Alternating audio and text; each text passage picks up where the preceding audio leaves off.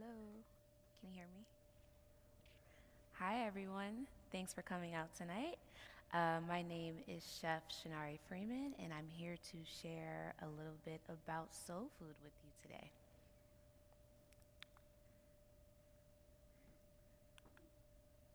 Cool. So I'm sure you're all wondering, why did I pick this topic? There's many different things that you can talk about as a chef, but I wanted to pick something that was near and dear to my heart. I'm originally from Richmond, Virginia, and I'm really excited to just show you different aspects of soul food, and let's get right into it. All right, so what is soul food? There's many different definitions to soul food, but when I think about soul food, I think directly about Dr. Jessica B. Harris, who has done so much amazing work within this field, just debunking a lot of different myths and stereotypes. So I really wanted to kind of share a lens on what her definition of soul food is. Soul food has been defined as a traditional African American food of the South, as it has been served in Black homes and restaurants all throughout this country. It is a combination of nostalgia for pride in the food of those who come before. In the 1960s, as the history of African American began to be rewritten with pride instead of shame, that land that had previously accompanied the experience of disenfranchisement and enslavement, soul food was as much an affirmation as a diet. Eating neck bones, chitlins, which I'm very familiar with, turnip greens, and fried chicken became a political statement for many. And this is by Dr.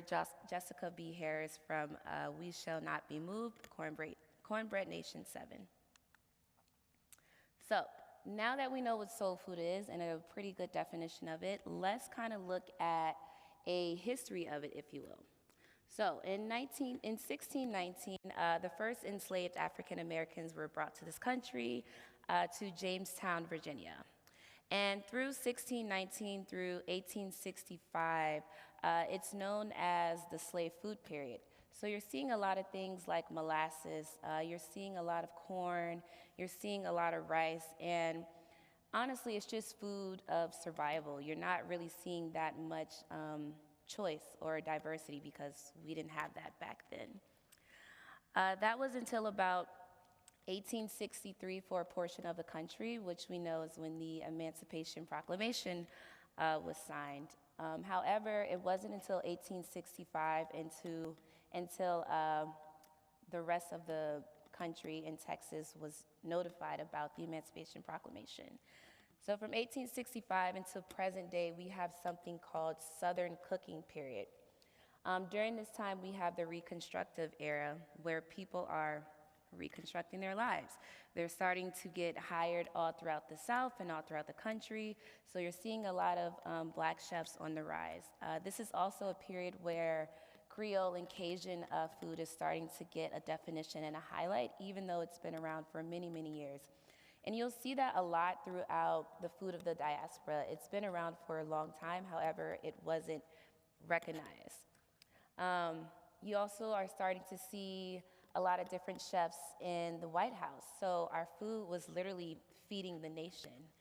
And that's something that I take a lot of pride in. All right, moving right along, we have the 1890s through the 1970s. So this is the down-home cooking period, also known as the Great Migration. So you're starting to see a lot of people move to different parts of the country. So now we're going north, we're going to the Midwest, we're going to California. Even when you visit today, when you visit like the Midwest today, you'll see a lot of great soul food in Chicago, and you're probably wondering, what is soul food doing in Chicago? And it's because of that Great Migration period. So a lot of people are taking the foods that they grew up with, the recipes that were passed down from their ancestors, and they're cooking it in different regions of the US, but also the world. So you'll start to see more of a global impact with what soul food has done for the country. Oops. Nope. All right. And finally, we have the 1950s to the present, which is the soul food period. So the term soul food actually wasn't coined until around the 1960s. And this is the civil rights era. So we're starting to see people take a lot of pride in the food that they were cooking. You're starting to see people get a bit more creative and experiment a lot with soul food. So it wasn't just eating for survival. You were eating for excitement and eating with pride. You're also seeing the soul food movement actually fund the civil rights movement. So the boycotts were actually funded through pie sales and bake sales. So you'll see a lot of that during that period of time. And you can find a little bit more of this information from the great Adrian Miller, who is a food historian who studies a lot about Southern cooking, African American cuisine, and the impact that it has on the entire world and our food systems here in the US.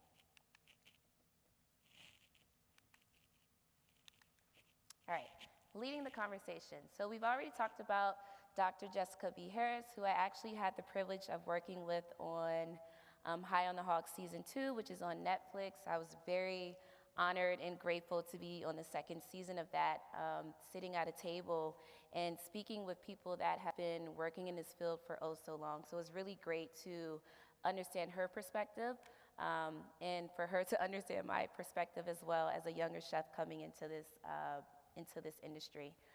Adrian Miller, we just spoke about him as well. We also have Edna Lewis on here, who is actually from Virginia. She is a person and a chef that was known for really putting soul food on the map, especially in New York, with her restaurant in Manhattan. And we also have Leah Chase on here, who is known as the Queen of Creole, coming out of New Orleans. Who is Miss Green? So that's me.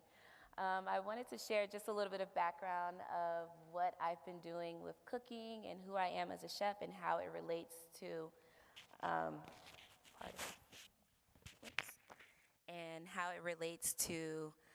this topic that we're on. So as I mentioned before, I am from Richmond, Virginia, and I grew up with a really big family. My mom is one of 9. I have 22 first cousins, so food was always around, but not just any food, it was always soul food. So back to the chitlins, we always had chitlins. Virginia is also known for oysters, so we eat that every Christmas. And I really just fell in love with it, but I didn't think anything of it until I became a chef. And I decided to take a vegan, plant-based approach because I wanted to kind of shed a light on that. I think a lot of times when people think about soul food, it's just fried, people see it as unhealthy a lot of times, but through my platform and through my cooking, I'm able to share a different light of that. So at Cadence, at my restaurant in New York, it is a vegan soul food restaurant. People seem to like it a lot. We've been highly awarded and recognized by the press and people that come by there. So I think taking these small steps and initiatives as a chef and really being passionate and just showcasing a different light through your food journey is really important. So I'll continue doing that. And I also have a second restaurant now in Los Angeles, California, where we focus on vegan West African inspired food, which leads me to my next point, if it clicks. All right, so following the ingredients. So we mentioned 4 different eras of soul food and how you can kind of trace back to these different ingredients. But through my research, I found that it all traces back to West Africa. So I always tell people, if you follow the ingredients, you'll find out where the food is coming from, what stories were told through our food, and how it relates to not just the US, but the entire world. Something like plantains, we see a lot in Caribbean cooking, we see it in West African cooking, but we also see it in places like Spain and Mexico, and it really it's such a versatile ingredient. This dish right here is my okra chard salad, which I have at my West African restaurant in LA, Ubuntu. Other dishes you can follow and ingredients: okra, rice, plantains, greens, cowpeas, corn. These things have been around for a really long time, and you can find them throughout the entire world. So they have such a great global impact. Where are we now? So when we think about soul food, I think a lot of times people think you can only find it in southern states, but that's not true. We have it in New York at Cadence, my restaurant. We also have it at Chicago with the restaurant Virtue, which is Chef Eric Williams, who is a James Beard awarded chef. So just imagine a time where our food wasn't recognized at all and we were just in the back of the kitchens, and now we're highly awarded for it. So we've come such a long way with this cuisine. We have Croaker Spot in Virginia, The Great Savannah by Chef Mashama Bailey, who's a great inspiration to a lot of us in the culinary world. Melba's in Harlem, Sweet Georgia Brown in Dallas, and I would also like to note, I do a lot of traveling to West Africa now, and I'm starting to see soul food restaurants in Africa, which is pretty exciting. Awesome. So this brings me to my last point, preserving culture, history, recipes, and technique. So how do we keep soul food relevant? How do we keep it, how do we keep telling these stories? How do we keep it, I guess the answer is to keep spreading knowledge. We have to keep cooking. Yes, I think we also need to explore some of these original recipes, but I think it's also important to put your own culinary spin to it. So yes, okra, a lot of times is used as a thickener for soups and stews, but now I'm using it in salads. And I do like a tempura, I do like a fried okra. That's just like one of the many examples, but all of these recipes, techniques, and history is passed down over time, and I think it's important to take pride in that and to continue cooking. Thank you.